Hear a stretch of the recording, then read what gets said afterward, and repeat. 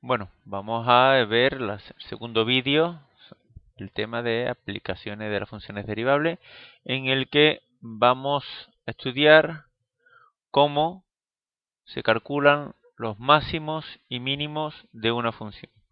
Tenemos aquí una función, vamos a estar jugando también con la derivada, donde esta función, por ejemplo, tiene aquí evidentemente un mínimo, y en este punto vamos a tener un máximo. Pues vamos a ver ¿qué condiciones deben de cumplir estos dos puntos para poder buscarlo algebraicamente? O sea, para ver cómo se pueden calcular mediante ecuaciones o cálculos que ya conozcamos. Pues bien, en principio, una función tiene un máximo relativo, o sea, tendrá un máximo, evidentemente, este punto, si antes de ese punto, si nosotros tenemos aquí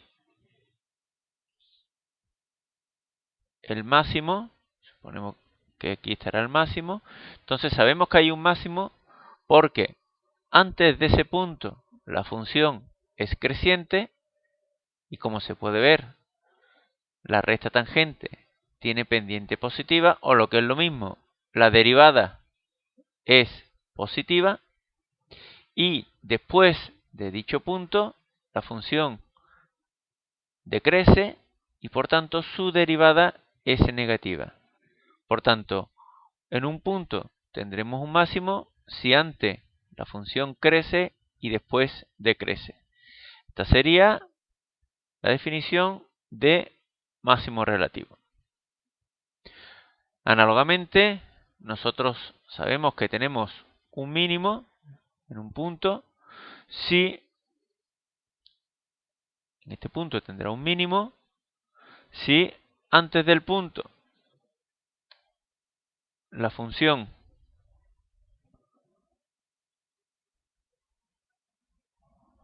decrece, por tanto la derivada es negativa y después la función crece. Por tanto, si primero decrece y después crece, en ese punto habrá un mínimo. Este mínimo se conoce también de forma general, máximo y mínimo, como puntos críticos, puntos estacionarios, puntos singulares o también extremos. Normalmente recibe el nombre de extremos. Pues bien, el teorema que nos ayuda a calcular los máximos, los mínimos, o sea, los extremos, nos dice que una función tiene máximos o mínimos si es derivable, en nuestro caso será muy raro que no sea derivable, y su derivada se anula en esos puntos. Evidentemente, su derivada, o sea, justo en ese punto,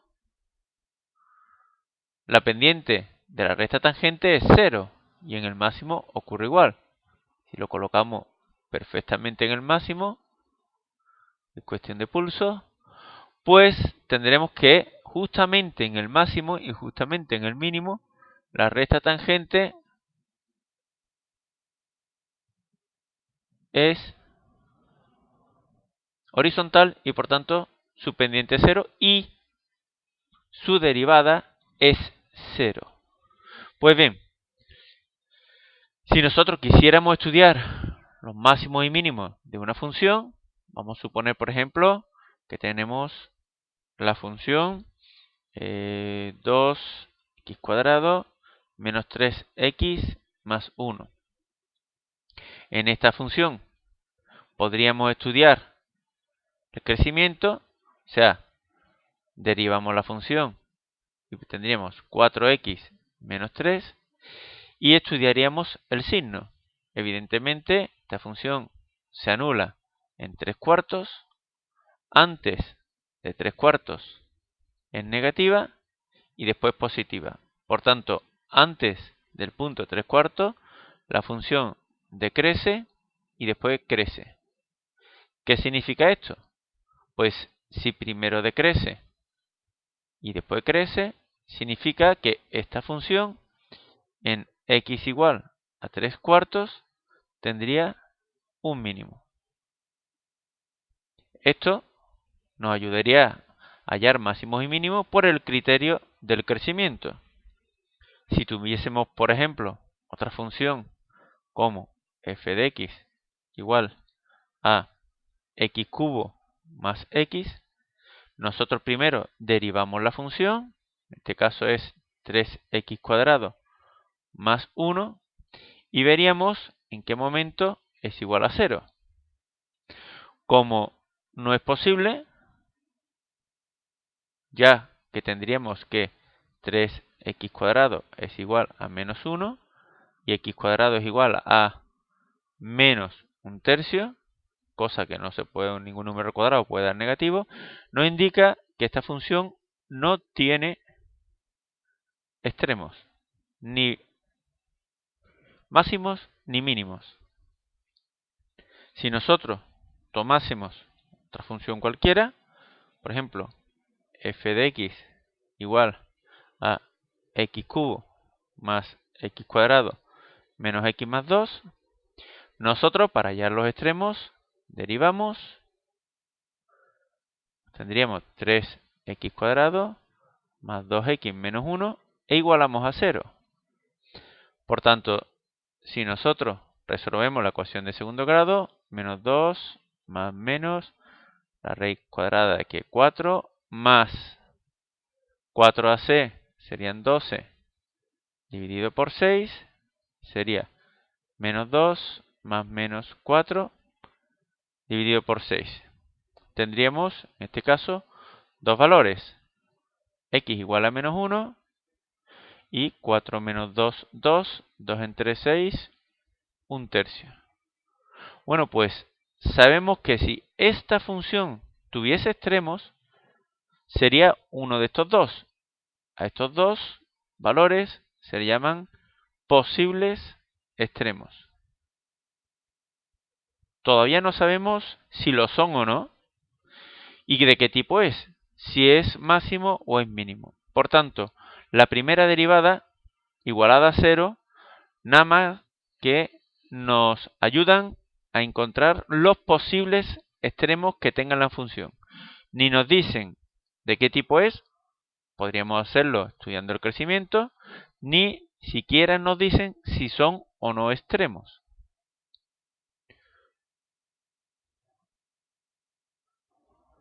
El criterio general de los máximos y mínimos lo tenemos ahora aquí como criterio 3 y criterio 4.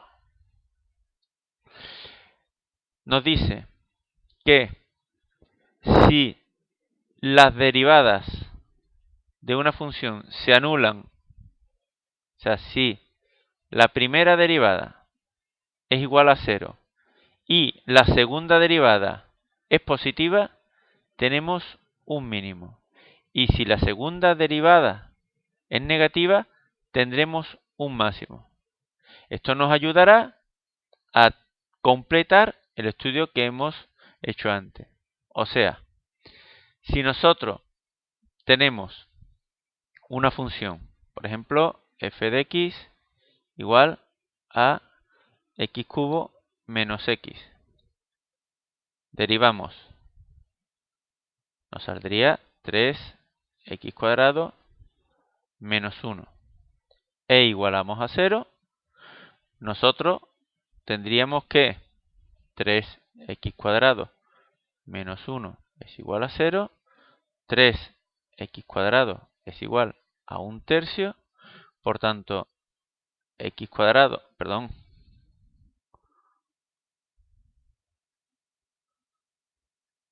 es igual a 1, por tanto, x cuadrado es igual a un tercio, obtendríamos en esta función que x igual a 1 partido raíz de 3 y x igual a menos 1 partido raíz de 3 son nuestros posibles extremos. Todavía no sabemos si son extremos o no son extremos, pero evidentemente son posibles extremos. Si hay algún extremo, es uno de estos dos. Bueno, pues por el criterio 3, nosotros lo que vamos a calcular ahora es la segunda derivada. Si nosotros realizamos la segunda derivada, obtenemos que es 6x. Ahora con la segunda derivada, sustituimos el 1 partido raíz de 3, evidentemente nos da positivo, y si nos da positivo, significa que tenemos un mínimo en el punto 1 partido raíz de 3. Y si en la segunda derivada sustituimos menos 1 partido raíz de 3, evidentemente nos sale negativo, y según el criterio, al ser negativo, obtenemos un máximo en x igual a menos 1 partido raíz de 3. Tan solo tendríamos ya que calcular la coordenada y de cada punto en la función original. La razón por la que puede parecer que esté un poquito engañoso el teorema, o sea, si la segunda derivada es positiva sea un mínimo, es por lo siguiente. Si nosotros tenemos un mínimo, por ejemplo aquí, en el punto A, eso significa que antes la derivada era negativa y después positiva.